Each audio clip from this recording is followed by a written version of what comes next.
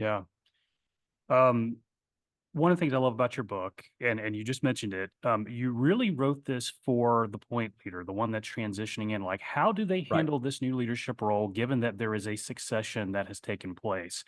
And so you give a lot of great and timeless leadership principles. And as I mentioned before, though, you kind of update it for the new reality that is today. Well, you quote John Maxwell in your book, and you reference him more than once, as a matter of fact. Yeah. And he happens to be the world's foremost leadership expert.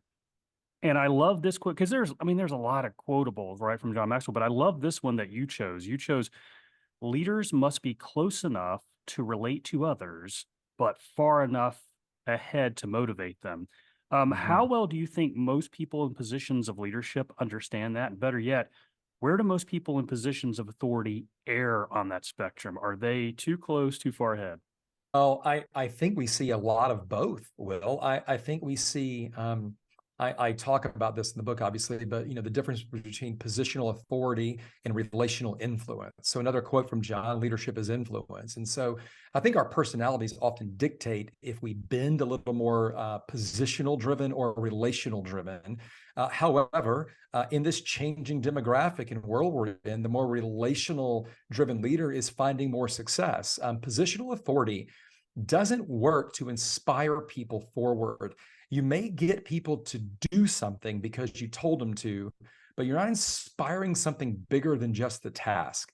So, therefore, leaders who are moving more towards relational influence are the ones who are gaining success in this marketplace dynamic that we're seeing today. And part of that's generational. The Gen X a little bit, but certainly our millennial and Gen Z generation are much more attracted to a relationally driven leader than a positional authority leader. And so it is critical to balance that, though. Here's the other reality.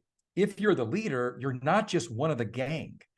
And I think that's one of the potential missteps that we might see with some of our younger generation leaders, because you are a relational driven leader potentially, but it doesn't mean that you can have the same level of relationship that everyone else on the team can have. Because by the way, you're still the leader, you're still the boss, and you have to keep that in mind. So that's why I love that quote by Maxwell. We don't want to be so far ahead that we have no relational connection and therefore no real influence outside of the title or the name tag that we're wearing.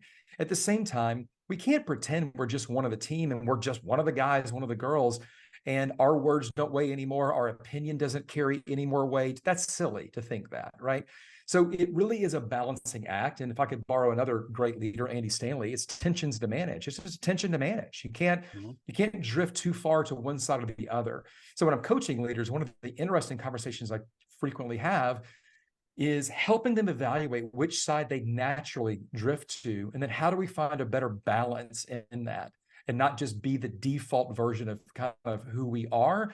Not that we don't want to be us, but we want to be the best version of us for the leadership role that we're in. So finding that balance becomes pretty critical.